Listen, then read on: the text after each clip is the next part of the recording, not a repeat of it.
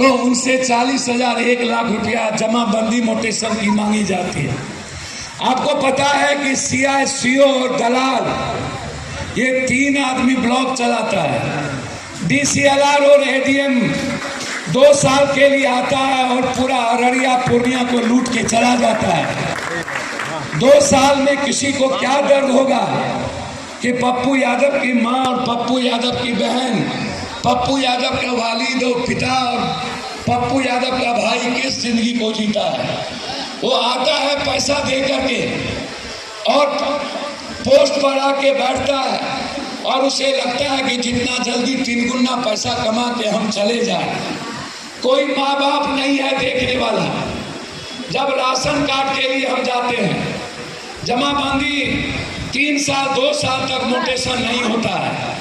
Mutation CO रखा रहता है। CI जब तक दलाली पूरी नहीं होती है, दलाल लोग जब तक 1,40,000 वसूलते नहीं हैं, तब तक गरीब और आम आदमी का मोटेशन जमाबंदी नहीं होता है। ये कैसे चलेगा?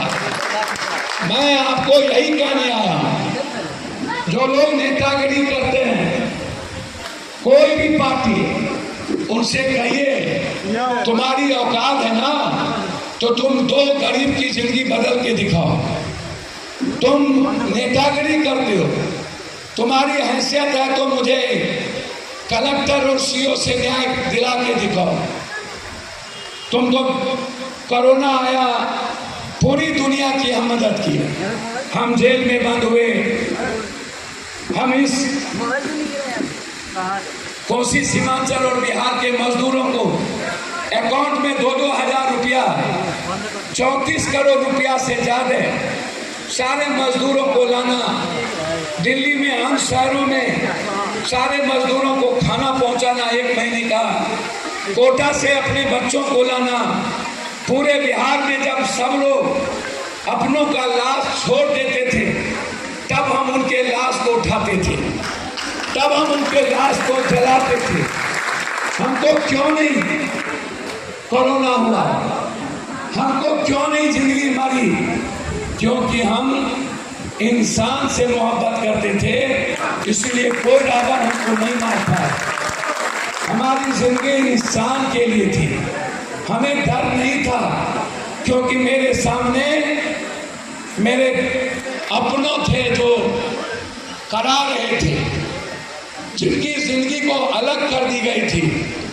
इसीलिए जब पटना में बाढ़ आया, मुख्यमंत्री जी घर से 11 दिन नहीं निकले, विपक्ष के नेता नहीं निकले, वहां के MLA भाग गए, डिप्टी CM भाग गए।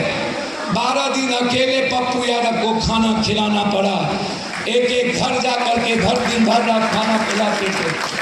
पटना में क्यों?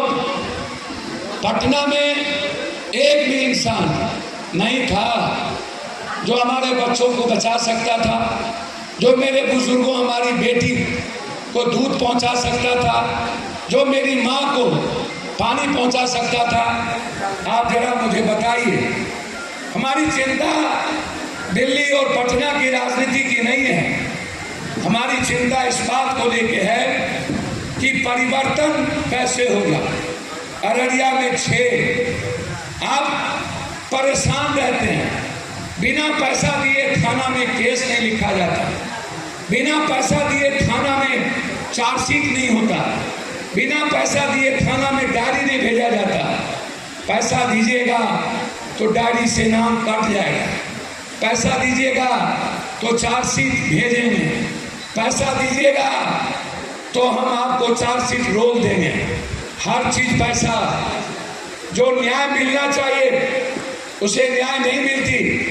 जो ताकतवर लोग हैं, जैसे कमजोर लोगों की जमीन है और वो जमीन बगल में है, वो जमीन किसी और का है, किसी ने गलत तरीके से किसी को खड़ा करके उसकी जमीन का पर्चा कटा लिया 10 साल पहले, या किसी एक भाई से लिखा लिया, या किसी दूसरे भाई से लिखा लिया, या भाई से नहीं उसकी बहन से अब लिखाने का परंपरा शुरू हो गई।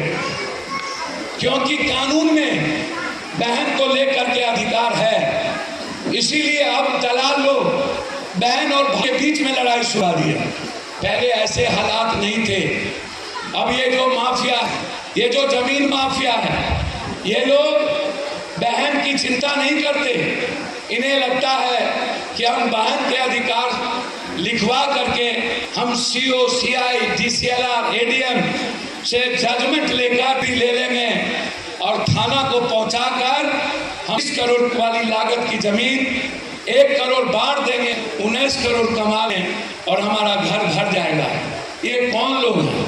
ये वही लोग हैं जो समाज वर्चस्व दिखाते हैं, जो कहते हैं मैं जात का ठेकेदार हूँ, मैं कौम का ठेकेदार हूँ, मेरी मुट्ठी में है धर्म। हम जो चाहते हैं वही होता है।